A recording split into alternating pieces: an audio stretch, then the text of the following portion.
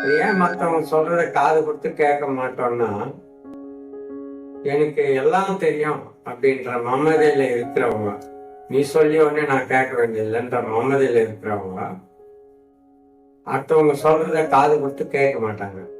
அது எட்டுக்கலாம், அது அப்புறம் விஷயம். பட் காது கொடுத்து கேட்கணும் அடுத்தவங்க சொல்றது. அது ஏன்ட்டு சொல்றேன்.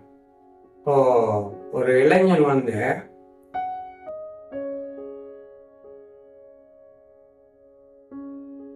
அனைவருக்கும் அன்பான வணக்கம். மூத்தோர் சொல் அமுதம் நிகழ்ச்சியில மற்றவங்க சொல்றத காது கொடுத்து கேட்கணும் அப்படின்ற தலைப்புல ஒரு விஷயம் சொல்ல போறேன்.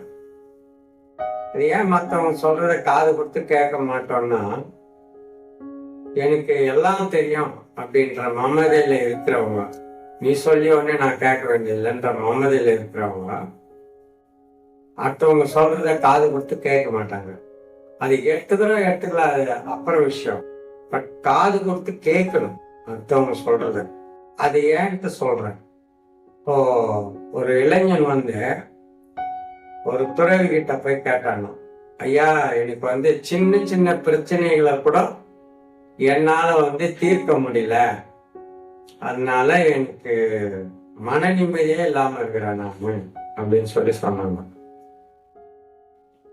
அவர் என்ன பண்ணாரா, ஒரு கோப்பை நிறைய தேநீர் டீ போட்டு எடுத்துன்னு வந்தார்.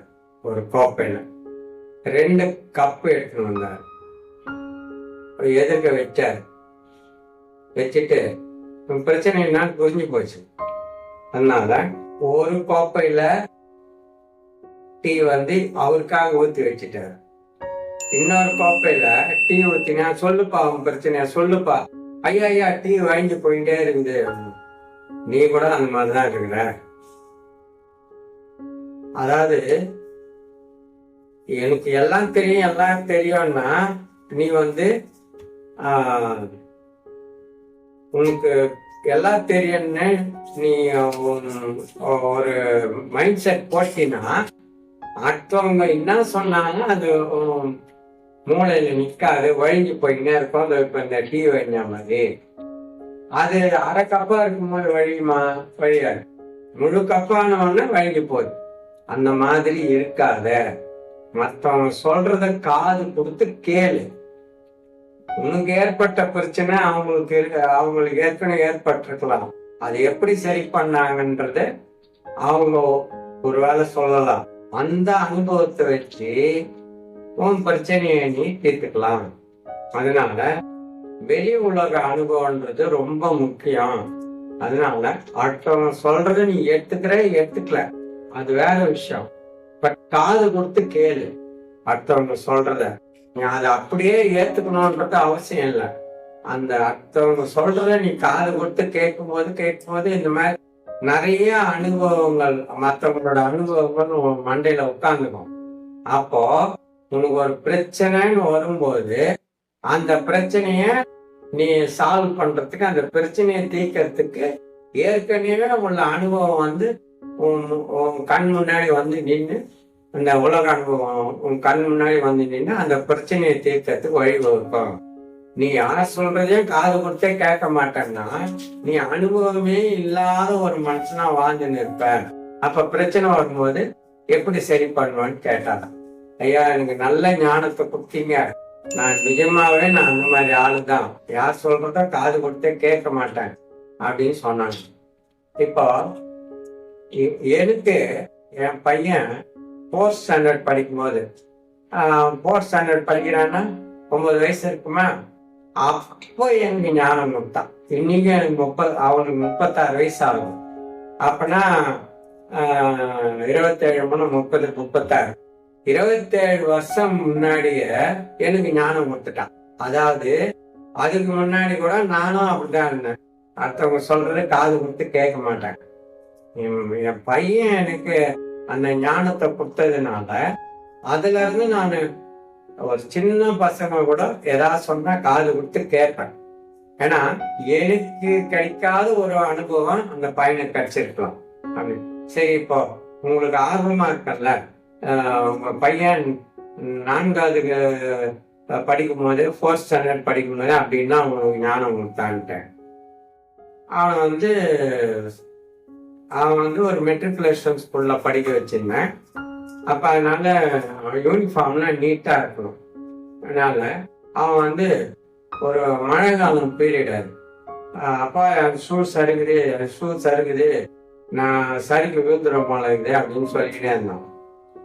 அத நான் காது குத்துட்டே உனக்கு வாங்கி கொடுத்துருக்குது அந்த கம்பெனி பேர் சொல்ல விரும்பல, இந்த கம்பெனி ஷூடா அது எப்படா சறுக்கும் அப்படின்னு கேட்டான்.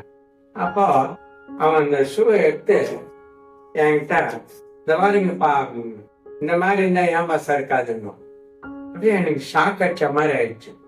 அதுல அந்த அடியில எப்படி இருக்குதுன்னு கேட்டீங்கன்னா, மிளகு பார்த்துட்டீங்களா, பெப்பர், அந்த மிளகு மாதிரி புள்ளி வச்சிருக்காங்க. அவ்வளவுதான். அங்க எல்லா இடம் மிளகு மாதிரி புள்ளி வச்சிருக்காங்க. அவன் கேட்கறான் காட்டி, இதுல கிரிப்புக்கு ஏதாவது இருக்குதாப்பா? இதுல கிரிப்புக்குன்னா அது போலா இருக்கணும், அப்பதான் வந்து அதுல கிரிப் இருக்கும்.